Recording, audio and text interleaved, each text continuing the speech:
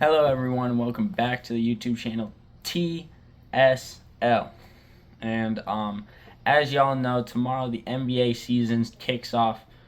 I'm very excited. I'm a big basketball fan. More than any other sport, I follow it a lot. And I've decided I'm going to be doing my predictions for this upcoming season. And at the end of the season, I'm going to see how much I was right, how much I was wrong, what actually happened, and basically rank my performance here in this video. But today's video is all about predictions, who I think is going to win in-season tournaments, all-star starters, players I think that are going to get traded at the deadline, obviously the awards, champion, and all that stuff, standings, right?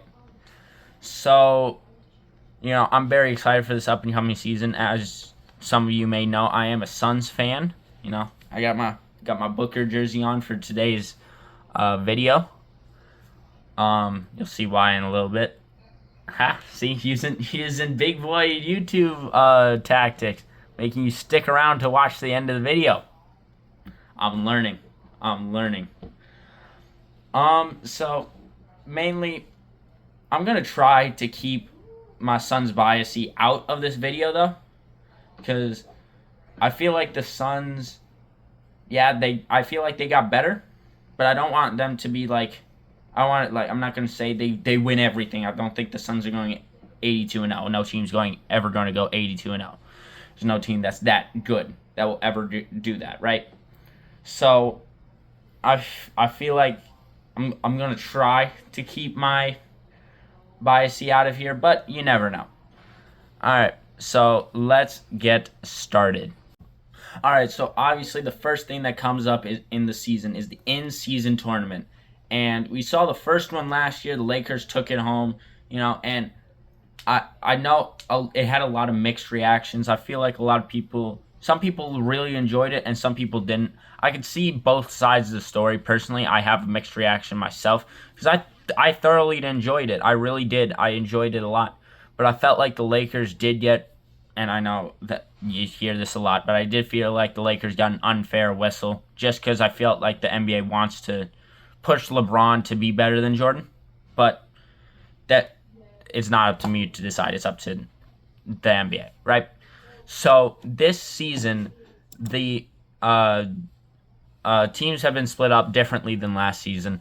So I'm going to be giving my prediction as who's going to be making it out of each little bracket and who's going to be the wild card that makes it in. And then I'm just going to skip straight to the champion of the in-season tournament. So in group for East A, they got the Knicks, Magic, Sixers, Nets, and Hornets. Now, there are two main teams in this division. I feel like the Magic could do something, but I don't feel like they are good enough in this sort of case, right, to make it. So I feel like the only two real true answers are the 76ers and the Knicks. I could see both teams doing good. I could see both of them struggling too, because obviously the Knicks had a lot of additions this offseason, and the Sixers had just as much, honestly, if we're being honest. I mean, Paul George, they added around them, Eric Gordon, people like that. The Knicks changed basically their entire roster, right? The Magic added KCP, and the Nets and Hornets got worse. So I personally will have the 76ers making it out of East A because I feel like they're going to struggle, knowing Paul George isn't going to be there probably for the first couple of games. But I feel like they're going to get back into sort of swing of things start of the in-season tournament, right? Then East B has the Bucks, Pacers, Heat, Raptors, and Pistons. So we could kick two of those teams out automatically. Pistons and Raptors, they're ass. They're not going to be good. Hate to break it to you. I'm sorry, Raptors fans, Pistons fans.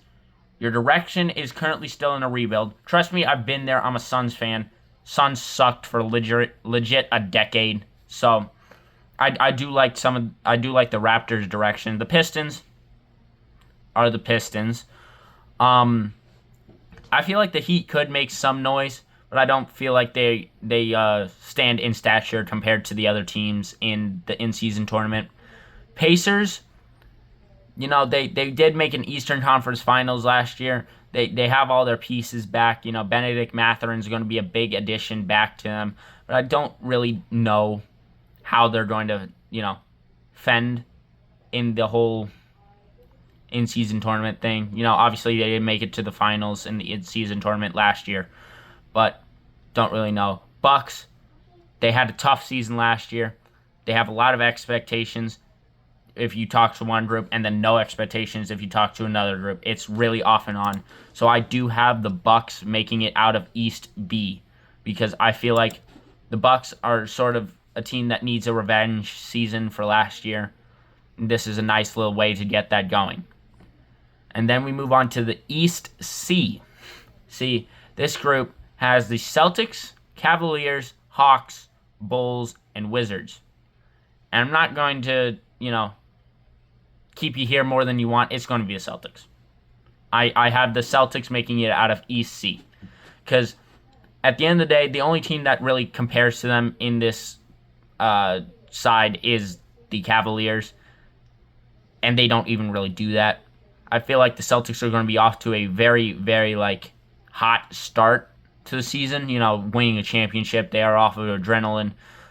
But I could also see maybe the Cavaliers sneaking up, but not really. And then the Hawks, Bulls, and Wizards, they're all rebuilding teams. As much as the Bulls don't want to be, they're a rebuilding team. I'm sorry, Bulls fans. Hawks, you just got the number 1 overall pick. Hopefully he's good, but you did trade DeJounte Murray. Hopefully Trae Young can take over. All right. And the wild card that I have for the East is actually going to be the Cavaliers. Because, again, you look at that East C, there's really nobody else but the Celtics and Cavs. And I feel like they could really just abuse that to make it in. So then we move on to the West. And in West A, we got the Timberwolves, Clippers, Kings, Rockets, and Trailblazers. See, the Kings just added DeMar DeRozan. I still don't really understand how that fits necessarily. Timberwolves, obviously they traded away Karl Anthony Towns in that blockbuster trade. I made an entire video off of that. If you want to go watch that, that'd be awesome. I'd really appreciate it. Clippers lost Paul George and replaced him with a bunch of role players, which honestly, for them, not that terrible of a move. They need some depth, but the fact that Kawhi Leonard will be out automatically eliminates them. Rockets, don't see it. I just don't see it. Trailblazers, they have DeAndre Ayton. That's all I need to say. That's all I need to say. But back to the Rockets, I feel like they have too many just people. So in this, I do actually have the Kings. I feel like the Kings are going to be off to a little shaky start to the season, trying to fit in DeMar DeRozan. His mid-range doesn't really work with Domantas Sabonis, who's cutting all the time, De'Aaron Fox, who's driving to the basket, right? Keegan Murray works with anyone. Malik Monk also works with anyone. But I don't really see this fit, but I do see them in the West A specifically getting out of here. All right, so then we move on to the West B. They got the Thunder, they got my Suns, they got the Lakers, they got the Jazz, and they got the Spurs. The Jazz, I don't mean this to any disrespect from the Jazz fans. I just don't see what your direction is. I don't know if you're going to be rebuilding around Lauri Markkanen the entire season, or if you're going to be trading him away, trying to go into a full rebuild. Are you in a rebuild to begin with? I don't know. I don't really know. So I can't really rank them properly in the in-season tournament because it's so early into the season. The Spurs are going to be a very interesting team. I feel because they have Chris Paul, who makes every team he plays on better. Trust me, I would know as a Suns fan. They brought in Harrison Barnes, who I really like. He's a North Carolina guy, right? They also just drafted Stephon Castle, who's a great point guard. Going to learn a lot from Chris Paul. And then obviously you got the 7'4" alien Victor Wembanyama, who's unguardable. So that kind of helps. But I don't really see them making it out of here. I just can't really understand how it will work going up against these teams, especially knowing that the Thunder are in this bracket. Chet Holmgren, a great stopper, but not completely obsolete player for Victor Wembanyama. Then I got the Lakers. Obviously, in-season tournament champions last year. I just don't know how they fend off in this bracket. Don't really understand, what they're doing. I don't know if Bronny's playing. Probably not. Don't get me wrong. I think Bronny has a great future personally. I know a lot of people don't really think that, but I personally think Bronny has a good future in the NBA. He has everything that you could want from a young player to go for him. You're the son of one of, if not the greatest player of all time. You are athletic. You made the NBA, and you got an entire coaching staff that's focused on you. I feel like he could do something, but currently, no. Then you got my Suns. I can make an entire video on how much I really like their additions, how much I really enjoy. I'm going to enjoy this team. Hopefully they don't get injured. That's about it. But in the West B, I do have the Thunder making it out. They're just a better team. Shea has that whistle currently, and I don't mean that in like a disrespectful way. Because here's the thing: unlike the James Hardens in the past and the Joel Embiids of the present, he truly does try and throw his body a little bit on the line to get those calls. I do feel like he gets too many of them, and he shoots the ball way too much for how. Because he shoots 20 shots a game, and 99% of the NBA could score 30 on 20 shots per game. But I understand the hype around him. I understand why he's one of the best players in the NBA. Then we go to the West C. We got the Nuggets, Mavericks, Pelicans, Warriors, and Grizzlies. This is a very deep group. As weird as it sounds, considering their dominance recently and their dominance over NBA history, Warriors have to be kicked out. I don't know what they're doing currently. Obviously, I'm not fully kicking them out because you never know with Curry. It's Curry. He could go off for 50 every single night if he truly wanted to. It's just if his shots are falling or not. I don't really know about the Grizzlies either because, John Morant's coming off a major injury. Jaren Jackson Jr. is coming off a major injury. Desmond Bane, major injury. Marcus Smart, major injury. They just drafted Zach Edey. Don't know how he's going to fit in the NBA. You'd never know with the Grizzlies. And then you got the Pelicans. They just added DeJounte Murray. I don't know that fit at all. You got CJ McCollum, DeJounte Murray, Brandon Ingram, who they've been trying to trade, I guess, Zion, and then nobody at center. I forgot. I don't even know who's at center, and I know a lot about the NBA. I don't know anyone who's at center currently. And the comments will probably call me out for that one. I'll figure it out sooner or later. Then you got the Mavericks. Obviously, just went to the finals. You lost Derrick Jones Jr., who was a big part of that finals run, but you did replace him with Najee Marshall and Klay Thompson. Don't really know the Klay Thompson fit necessarily yet, but it works.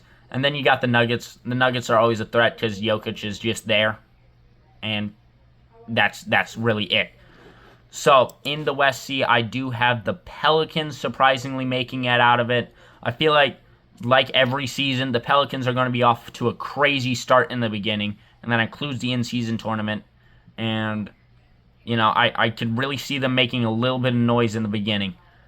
And my wild card for the in-season tournament is the Suns. And some people may call biasy on that. I feel like we could beat the Spurs. I feel like we could beat the Lakers, and I feel like we could beat the Jazz.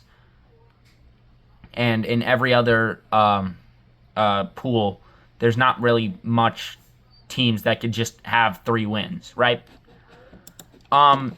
So let's skip ahead because, like I said, I'm not really too familiar still with the whole in-season tournament standings and how the playoffs work for that. But the winners of the in-season tournament, in my personal opinion, will be the Thunder. I feel like the Thunder are going to be a great team this year. I feel like they have it all going for them, and I could see them making a lot of noise. Obviously, they just got Isaiah Hartenstein to stand right next to Chet Holmgren. That's a dangerous duo. Even though he is injured, I feel like that's just too much for some NBA teams. Shea is Shea. J-Dub is really good and really underrated. Who else? Lou Dort. Lou Dort is one of the best players. Obviously, I watched him at ASU. He's awesome. He's amazing, right? So that was my predictions for the in-season tournament. All right, so now let's skip ahead to the trade deadline and the All-Star break. So let's start off with potential stars that I could see being traded at the trade deadline. Now, there's no true way to really predict these sort of things. These are more me just guessing. But at the same time, I could see a lot of these actually truly happening. Well, some more than others. So, for starters, I think Trae Young, right, great player. I feel like the Hawks don't really know their direction yet. And if the Hawks get off to a shaky start, I feel like Trae Young could be on the trade block or request a trade. I feel like his best destination would probably be the San Antonio Spurs. You know, obviously having a true point guard next to Wemby will probably work with Chris. So I would expect to see like a, I don't know, not Devin Vassell. Some Harrison Barnes or someone like that for Harrison Barnes and probably one of their young dudes for Trae Young and a couple first round picks, right? Probably the ones that they gave up for DeJounte Murray. Pair Trae Young next to Victor, you know, should be a great duo for a couple of years. But then secondly, this one is more of a guess because the Pistons, obviously, I still don't really understand their direction. They signed Tobias Harris. I don't know why a team would want Tobias Harris, but they signed him. So I personally could see a world. It's not a very likely world, but I could see a world where Cade Cunningham either requests a trade or they realize that they can't continue with this mediocrity. So they go full rebuild. They trade Cade Cunningham, in my personal opinion, to the Pelicans. I feel like they could trade a package of someone like, I don't know, CJ McCollum and one of their young guys for and 2 or 3 first round picks for Cade Cunningham. Cade gets to go be the true point guard of New Orleans, hopefully plays on a contender, right? And makes the Pelicans have a bigger title window because it makes them younger, right? And now the next guy has been in trade talks for probably 3-4 years, but that's guard/forward Zach LaVine. Obviously, the Bulls keep saying they're not in rebuild mode, but I still don't really believe them. You know, you trade away what's his name, Alex Caruso for Josh Giddey. And you let DeMar DeRozan walk for nothing. Well, not for nothing, but basically nothing. And I think Vucevic is on his way out. Whether they trade him or cut him, honestly, that's the real question. But the two teams I could see Zach LaVine being traded to, one is likely, one is not so likely. I could see him be traded to the Rockets, to fill that void, trade like a package of Dylan Brooks and a first round pick or maybe 2 and some seconds for Zach LaVine. Dylan Brooks gets sent off to the Chicago Bulls. Probably gets traded again or cut, honestly, right? And then Zach LaVine comes in, be's a probably 18 to 20 point per game scorer on that Rockets team. Becomes basically second star behind Alperen Sengun. Raise up the Rockets. Or the other team that's not as likely because within conference is the Cavaliers. Cavaliers obviously need someone at that small forward like range, and Zach LaVine's not necessarily big enough to be a small forward, but he's athletic enough to be a small forward. So I could see Zach LaVine filling in that role really nicely for the Cavaliers. For that trade package, I don't really know. It would be something like Isaac Okoro. Actually, no, he can't be traded. Probably like Caris LeVert. I call him that because of personal history with that guy, just as far as screwing the Suns out of a playoff spot in the bubble. So Caris LeVert, and probably like Max Strus. Maybe I don't think they would give up Max Strus, but I don't really know the Cavs roster as far as salary cap very well. So someone to make the salary cap work. Obviously, Zach LaVine, the true reason that Zach LaVine hasn't been moved is because he is such a massive contract. I mean, the contract is just so astronomically large that for a player like Zach LaVine that no one really wants to have that on their books. But someone will eventually trade for Zach. I feel like the Bulls will have to sacrifice a lot, but it will happen. So then my next one isn't really necessarily a star, but Kyle Kuzma, I feel like will get traded this year. This is the one I'm most sure of out of any of the predictions that I'm making.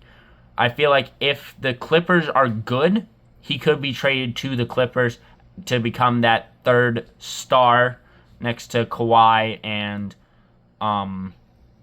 James Harden. Probably do something like, I don't know, Kevin Porter Jr. and stuff like that, right? They have cap space now, the Clippers. Not a lot, but enough.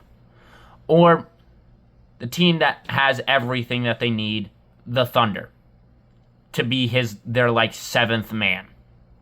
Obviously, he'd probably start over Lou Dort, but Thunder, I could see them trading for him very easily, in fact. Probably just like this player, because they have cap room, and a first-round pick. Or two. And the Wizards will say absolutely. And then the last person, as I was saying earlier in the whole in-season tournament thing, Lauri Markkanen. I don't know what the Jazz are doing. I've said that now twice. I still don't. Right? So I could see Lauri Markkanen going back to the Cavaliers, right? Filling in that same role that I think Zach LaVine could fill in at the small forward. Or, sleeper team, the Miami Heat. Think about it. Miami has Jimmy Butler. They have Jaime Jaquez. They have Bam Adebayo. You move Jaime to the bench, right? And you have Jimmy and Lauri starting at the forward spots with Bam, Hero, and then whoever it is at point guard. I don't really know who they point at point guard. Probably Terry Rozier, but that's up to them to decide, right? That is why I think Lauri Markkanen could go to either of those teams, but I don't really see it happening. So those are the 5 technically stars that I have that could potentially be traded at the deadline. All right, so now let's go to my all-star starters for each side. Obviously, they went back last year to the East versus West. I like this version way better compared to the whole captains and no one is the last pick bullshit, right? So we got on the East, I feel like not a lot changes. You got for your guards, you got Damian Lillard and Donovan Mitchell. I feel like there's not really a lot of point guards that are necessarily like top tier in the East, so Damian Lillard does get the nod there. Donovan Mitchell, best shooting guard in the East, no doubt. A lot of people, because you could argue, oh, Jaylen Brown's a shooting guard. No, it's Derek White, and Derek White's not as good as Donovan Mitchell. He's great. He's a great impact to the Celtics game, but he's not even the 3rd or 4th best player on their own team, right? And then you got Jason Tatum. As much as I want to make fun of Jason Tatum for his playoff performances and how he's clearly a playoff dropper, I don't care what you say. He's a playoff dropper. There's no doubt about it. In the regular season, he's a fantastic player. And then you got Giannis. Giannis is Giannis. There's no real other way to put it. He's unstoppable. He's an unstoppable force. And then for center, I do have Joel Embiid if he's healthy. I don't know about that because he's Joel. And then for the West, I have Luka Doncic and Shai Gilgeous-Alexander sharing the backcourt together. Again, obviously, those are two MVP candidates year in and year out, right? And then I got the two old heads at forwards, Kevin Durant, my Suns, and LeBron James at forward. Again, this is all assuming everyone's healthy. And then for the center, I do have Jokic. Again, there's no one that really compares to centers yet. Wemby could get up there sooner rather than later, but currently Jokic is the best center in the world.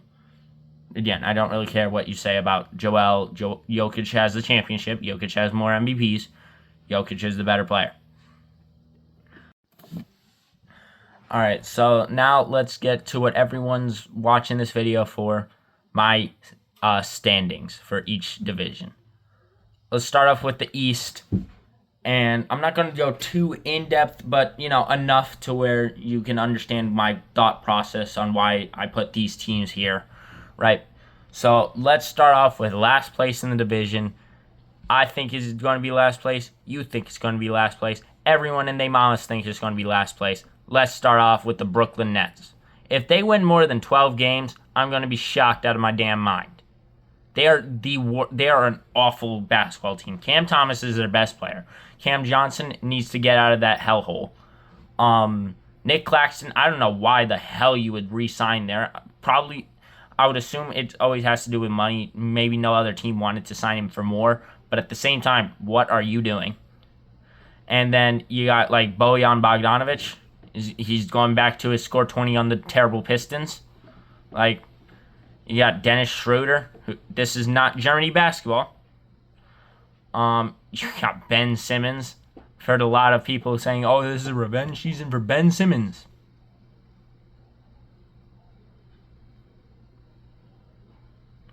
Moving on. So, number 14, we have the Hornets. LaMelo will play the first 25 games of the season and then get injured because he used his dad's shoes. Brandon Miller probably will take another jump, assuming he doesn't lend his gun again. Miles Bridges. Then we got people like Mark Williams. He's good. You got Tajon Shalond, the guy who they just drafted. He looks like a good 3-point shooter so far, but plays the same positions as basically half their team. Don't really understand that. Trey Mann is trying to become AI. I don't know how that works. So they don't really have a direction currently because their star can't stay healthy, and their other star is a second-year player. Then at number 13, we got the Pistons. Now, this is assuming there is no Cade Cunningham trade. If there is one, they are the worst team in basketball. Forget what I said about the Nets. This team is awful without Cade Cunningham. And I feel like that's the point. That's what they're trying to do. But they have no direction. They just signed Tobias Harris for some fucking reason. I don't even know why, but they did. Obviously, they have Jalen Duren, who's pretty good. Jaden Ivey didn't get enough playing time under Monty Williams for some reason. Marcus Sasser, really good back point guard. But like I said earlier, they have no direction currently. I don't know if they ever will, but they, as of this current moment, as of 10/22/2024, no direction at all. Right? And then number 12, this team is really hard to rank, but it's the Wizards. Wizards obviously got Bub Carrington and, more importantly, Alexander Sarr in the draft. You're really hoping that those two work because God knows Jordan Poole and Kyle Kuzma are going to do whatever the hell they're doing. They're more focused on off-court matters than actually on-court. It's not terrible. Obviously, there's worse people like Josh Giddey or Aldridge.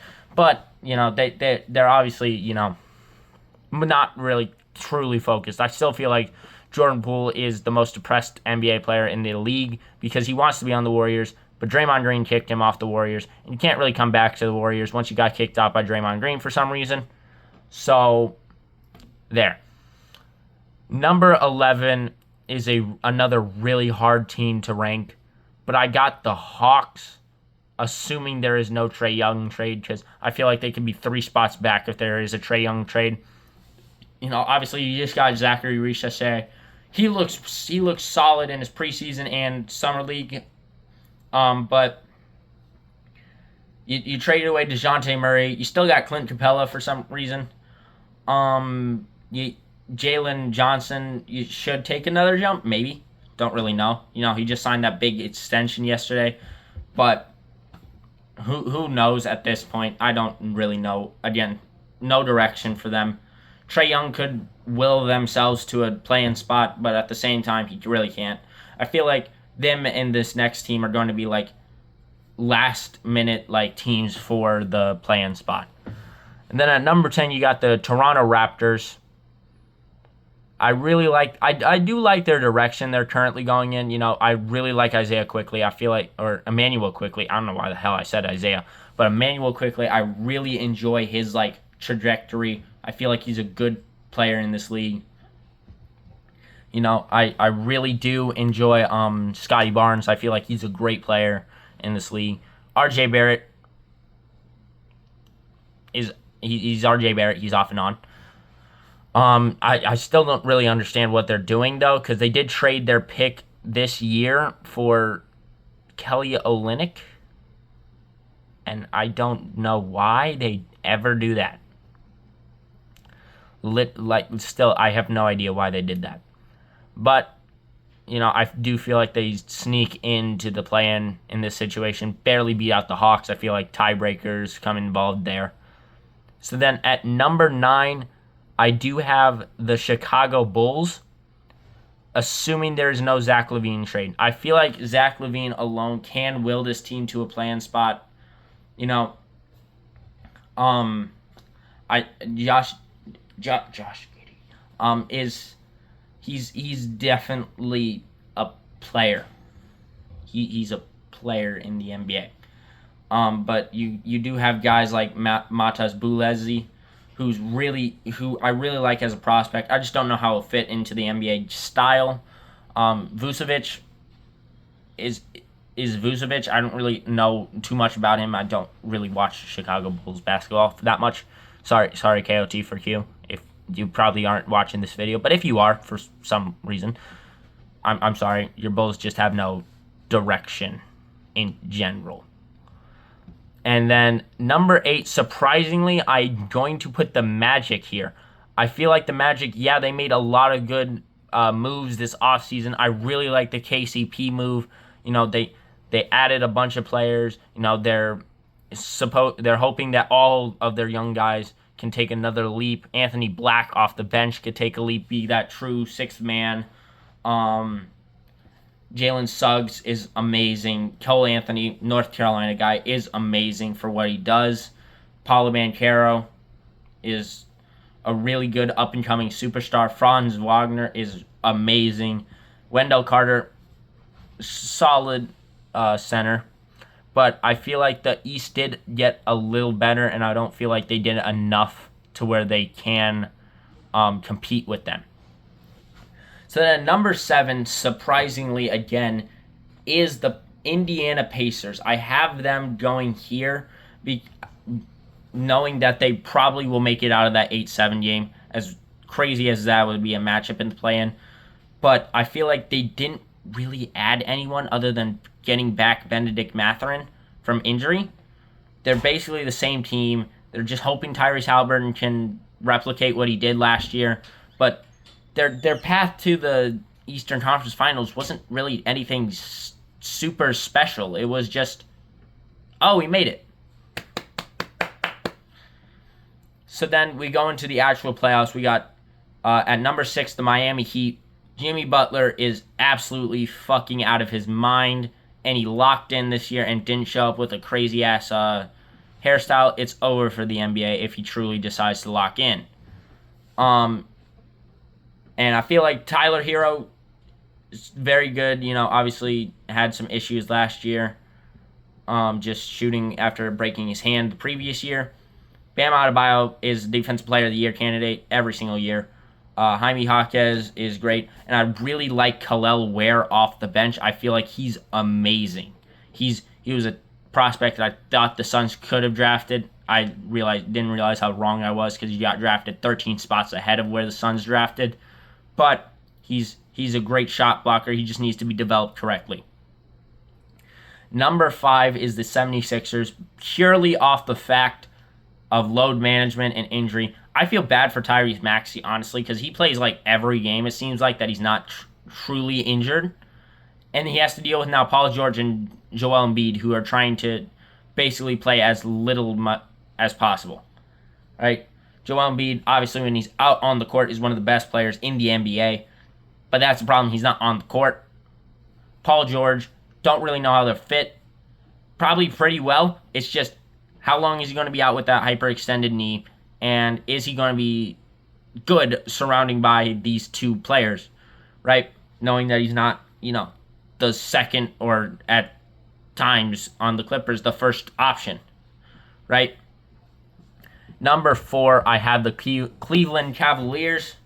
I feel like they're really close. I really enjoy their style of basketball. Donovan Mitchell is a great player. They need Darius Garland to go back to his form 2 years ago. Evan Mobley needs to take another step, and they need to figure out a hole at that small forward spot, but I feel like they stay at 4. Number 3 is a team that added a lot of people this year. I have the New York Knicks at number 3, and I feel like they can make a lot of noise. I do think this is a potential team to win the NBA Finals. I just need to see how that team is going to work, because currently their starting lineup is Jalen Brunson, OG Anunoby, Josh Hart, and Mikal Bridges, and Karl Anthony Towns. 3 defensive dudes surrounded by 2 guys who are purely offense. Is a weird structured team, and basically no bench at this point. So I don't really know how that will work. We'll have to see, but I do feel like they make it to the 3 spot in this situation. Number 2 might shock a lot of people here, but I have the Celtics at number 2. I feel like they start off the season really strong. I feel like they go out there and they dominate. They're amazing. They're like, oh yeah, we won the championships, and then slow down because Kristaps Porzingis injury, or Drew Holiday's just getting older. Derek White, he's really good. Or Jason Tatum starts doing his bullshit thinking it's the playoffs. Jaylen Brown's still maybe a little upset about Jason Tatum getting on that Team USA over him, right? So I do feel like it's going to be close between 1 and 2, but I do think that the Bucks barely make it out, or the Celtics barely make it out. But speaking of the Bucks, at number 1, I do have the Milwaukee Bucks. I feel like this is a Giannis revenge season. I feel like he has an entire offseason with Damian Lillard. He's been training. They made some great accusations such as Gary Trent and people like that. I feel like this is a season where Giannis needs to prove that he belongs still in the limelight, right? And I could see their season going really well for them. It's basically all on, is Dame and Giannis going to work? Because Chris Middleton is Chris Middleton. He's going to give you maybe 18 to 20 every night, but it's just how many shots does he need to take? Dame and Giannis basically traded off last season. That's not acceptable. They need to have them both dominate on a daily basis. And that's what they're hoping can happen. So now let's move on to the West. And in the West, it's really hard to rank the West, if I'm being honest with you, because it's so unbelievably stacked, it's not even funny. At number 15, though, is one team that's almost guaranteed to be last place, the Trailblazers. Obviously, they have Denny Avdija, who they just added through the draft day trade. But like I said earlier, they have DeAndre Ayton as their starting center, and that will not work. Shaedon Sharpe needs to take another leap for them to do anything, but in this West, I don't see them getting anything above a 15 seed. Then you got at number 14, assuming no Zach LaVine trade, I do have the Houston Rockets. Purely based on the fact that they have so many young guys, it's not even funny. Steven Adams is coming off a major injury. He is a great center. I don't know if he's even going to play. Jeff Green's on their team. I don't know if he's even going to play. I'm pretty sure they still have Reggie Bullock. I don't know if he's even going to play. Like, they just have so many people they can put out there, and yet at the same time, they have so little people they can put out there, because at the end of the day, it doesn't matter what they put out there, they're not going to win a lot of games. Because Jalen Green basically just needs to will them to winning games, and that's just not really looking like it's going to happen. But, that's a team that I don't really know where to rank them. I feel like they would be one of the best 14 seeds you'll ever see, but I feel like they will be a 14 seed. Like, I'm thinking like maybe around 500, 14 seed, which is insane to think about. Then at number 13, I have the Utah Jazz. It doesn't really matter if they trade Lauri Markkanen or keep him. They're just going to be a 13 seed. There's not 13 or 14. There's not much they could really do. They're just stuck currently in the West. Number 12, I have to say this, the Golden State Warriors. Steph Curry could surprise me because he always seems to do so, but I just don't see it. Curry has to rely on Jonathan Kuminga and Draymond Green to not punch anyone, which is a very big if. And I just don't see it working. But at number 11, assuming there's no Cade Cunningham trade, I have the New Orleans Pelicans being out of the play-in. Purely based on the fact, like I said earlier, they're going to be off to a hot start. They're going to be off to an amazing start, like they do every single season. And then Zion gets hurt, Brandon Ingram gets hurt, CJ McCollum's alone. DeJounte Murray is DeJounte Murray. I don't really know how much he played with the Hawks last season. The Hawks were terrible, right? They have no center. Like I said earlier, I don't really know who their center is. So I don't really see anything coming out of their team. Like, at all. And it's really surprising. Jordan Hawkins, I mean, he's great off the bench. Herb Jones and Trey Murphy, they're great. I'm hearing rumors that Herb Jones could be the center. He's 6'7". I know he's great at defense, but the center? Like, no. No, that's just not that's not a good recipe in the NBA. So then we get to the play-in. Number 10, I have the Clippers sneaking in to the play-in. I feel like Kawhi's not going to play that much this season. James Harden's not going to want to play that much this season. But I feel like they do have the surrounding people that when they are playing together, they will be good. They will be pretty good this season. But they won't be necessarily too good to where they're out of the play-in. I do not see them making the playoffs with this current roster. Like I said, unless there is a Kyle Kuzma trade, that's only if they're good enough by the trade deadline. At number 9, I have the Los Angeles Lakers being in the play-in for now the third straight year. I don't know what they're doing still. Because LeBron could will them to a 2 seed if he truly wanted to. It's just, is Anthony Davis going to be healthy?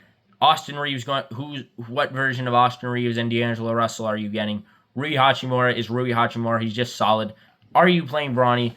Doesn't really matter. It's just, there's so many just calamity going on into that team. I don't really know how it's going to work. At number 8, I have the Sacramento Kings. I feel like the Kings, like I said earlier, don't really know the DeMar DeRozan fit necessarily too well. And I feel like that's going to bite them at least this season. Maybe next season they fix things. But I didn't really find that moving the needle very much for their team. DeMar DeRozan's a great player, don't get me wrong. But at the same time, he shoots a lot of mid-ranges, and that's everyone on their team's entire game. So I don't really understand what the point was signing him. But then number 7 is going to shock a lot of people. I see the San Antonio Spurs making it in. And you may be like sitting there like, Tyler, what? The Spurs, second year Wemby, going to make it in? Chris Paul makes every team he's on, except for the Warriors, better. And he's going to make Wemby into an absolute monster. He turned David West into a great player. He turned DeAndre Ayton into a great player for the 3 years he was there. Imagine if his center was already a great player. This is a recipe for disaster for the league. I don't feel like they make it out of the play-in necessarily, but I do see them surprising a lot of people with their wins, especially in this difficult West. Number 6, though. Team made a lot of moves, and I feel like all those moves pushed them backwards. They just made the Western Conference Finals. The Timberwolves is who I have at number 6. I feel like the Julius Randle and Dante DiVincenzo made them worse, surprisingly. Obviously, normally it's the opposite. You just got two good, really solid players, rotational pieces to build that rotation instead of one player who's not really good defensively, Karl-Anthony Towns. But at the same time, Karl-Anthony Towns was the reason you traded for Rudy Gobert. And now that Cat isn't there, Rudy Gobert just seems like he's on an island by himself, which is stupid and dumb. Right? Again, if you want to go see my full breakdown of that trade and how I feel like it affects the Timberwolves, go look at my video about that Karl-Anthony Towns trade, and you can see that there. And then at number 5, I have the Denver Nuggets, purely based on the fact that they're going to miss KCP as a player. Obviously, they just added Russell Westbrook. I don't really like that move necessarily, if I'm being honest with you. Russell Westbrook, I feel like, I really like Russell Westbrook. He was one of the players that got me into the game, right? But at the same time, I just don't see it anymore out of him. The NBA's figured him out, and he's lost a lot of his explosiveness. He still has it, but it's gone down a lot, right? Father Time caught up to him. Number 4 is a team coming back this season, the Memphis Grizzlies. I feel like a lot of people forget how good this team was. This team was the 2 seed not that long ago. Ja Morant, assuming he can stay healthy and assuming he's 100% after last season, basically their entire team assuming they're 100% after last season because they were all injured. It was ridiculous. They're all hoping that they can work. Zach Edey, I feel like a lot of people don't understand that Zach Edey will be a good piece for them. He's a tall center. Jaren Jackson Jr. can take all the spots they can't fill up. Only thing that's going to hurt him is, the perimeter. But like I said, that's why you have 2 former defensive player of the years on your team, is to fill holes like that. Number 3 is my Phoenix Suns. And a lot of people can say all they want about, Tyler, this is biasy. Oh my God, the Suns will never get this high. The Suns just had their 3 biggest problems were defense, a point guard, and a coach that ran off census sets. Guess what they got? They got defense in Ryan Dunn, and they re-signed Josh Okogie. They got a point guard in Tyus Jones, Monte Morris. And they got a coach that ran off census sets in Mike Budenholzer, who's regarded as one of the best coaches in the NBA. I still don't know why the Bucks fired him, to be honest with you. That is what I'm looking at. And I feel like the Suns can make a lot of noise, right? I feel like they're destined to be something this year. Now, obviously, we'll see if they are. Number 2, I do have the Dallas Mavericks. Just went to the finals last year. I feel like they're still poised for success. Luka Doncic is, as much as I hate him and hate everything about how he plays the game of basketball, he's a good player in this league. Teams, for some reason, can't figure out how to guard him. Kyrie is a guy who's never been able to be figured out how to guard. It's just purely off of his handles alone. Klay Thompson brings championship-like depth, but his shooting ability is, who knows at this point in his career. PJ Washington was a great player for them last year. Hopefully he can replicate that for them. And then you got Derek Lively, who's, your hope as a Mavericks, if you're a Mavericks fan, you're hoping that he takes another step forward, right? But then number 1 is the Thunder, and it's not going to be really close because the Thunder, just have everything, and they added Alex Caruso. Like, this is just they added Alex Caruso and Isaiah Hartenstein, who they don't really necessarily need until halfway through the season, which is exactly when he's going to come back. So, this is just a team that's really good and will be really good. All right, so let's get on to the awards. So, I already talked about my in-season tournament champions. I said they was going to be the Thunder. And for all NBA teams and stuff like that, I'm just going to do first teams. I'm not going to do anything more than that. I don't really have the time, nor do I want to do that. So, all NBA first team, I am going to go with Luka Doncic. And I know they're positionless now. I still am going to go by position. I just feel like it's more natural for me. They still basically tend to have the tendency to do that. So, Luka Doncic, I feel like Devin Booker, and this part is definitely a little Suns biasy, but I feel like they can't deny Devin Booker this season if he stays healthy. Then I got forward Giannis Antetokounmpo, and then I got Joel Embiid if he stays healthy. If not, I have Jason Tatum sneaking into that spot, and Nikola Jokic as my All-NBA first team right there.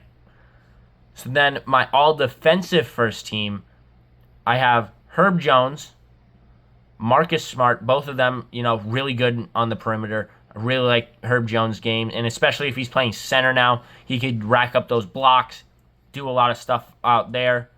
Then you got OG and McHale. I feel like for the Knicks, they're both really good on the perimeter. They're both really good interior as well. They're really good defensively. And then at center, I got Victor Wembanyama making his first All-NBA defensive team second now. Right? He's just insane. He can block any shot that goes up because he's just that tall. So then we move on to All-Rookie first team. I have guard Reed Sheppard of the Rockets. I feel like despite, like I said earlier, they have so many guys over there, I feel like Reed's going to carve out his role just off his three-point shooting alone.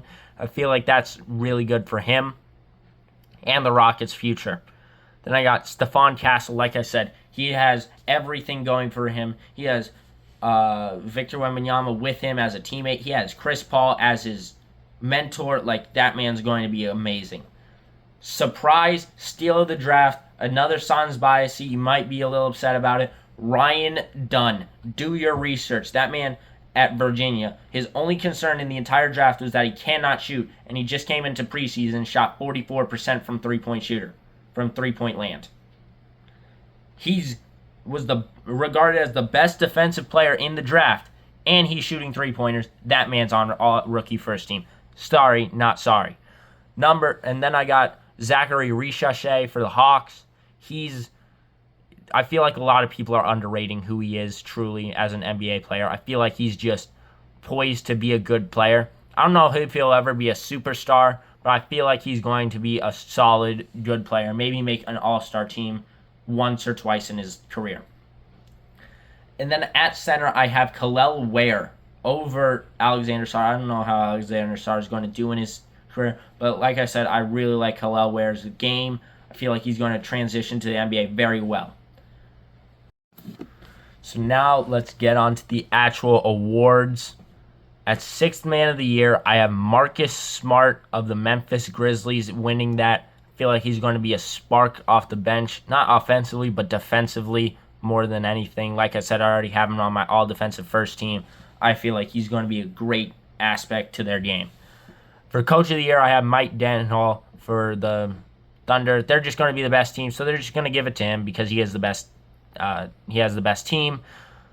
Rookie of the Year, I have Reed Sheppard. Like I said, I really like his three-point shooting. I feel like he's going to impact the Rockets game a lot, despite the fact that I don't really have them winning a lot of games or being really good and having in the standings. I feel like that's how he's going to be a good, bright light for them.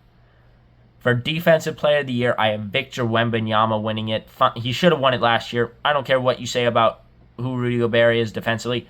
I don't like Rudy Gobert defensively at all. In fact, I personally do not think he deserves any of his Defensive Player of the Year. You could call me, say I have no ball. no ball knowledge. I don't care. He doesn't deserve them. So Victor Wembanyama gets it this year. Solidifying himself. Already has an award under his belt. Clutch Player of the Year, I am going to give it to Devin Booker. I feel like he's been in the running for the last couple of years. He's really good in clutch time. You just need more situations for him this year. And I feel like this year there might be a lot of situations like that. And then MVP. Let me tell you about a guy named Giannis Antetokounmpo. Why the hell did the NBA forget that he is one of the best players in the NBA? He's going to win the MVP this season because this is a revenge season for him. He's angry how he went out last year. He's already said that this is his last season, that he's probably going to get traded if he doesn't win a championship with the Bucks this season. This is a revenge season for Giannis. No doubt about it. But now, let's get to the finals matchup. My finals matchup for this 2024-2025 NBA season is a Suns-Bucks Part 2. This was one of the most electrifying finals we've had in recent memories, and this finals would absolutely smack this season. This would go hard. This would go insane, in fact. Your Eastern Conference playoff MVP would be Giannis Antetokounmpo. He's going on a tear. He's absolutely destroying. He kills the Celtics in the Eastern Conference Finals. That's what I'm predicting.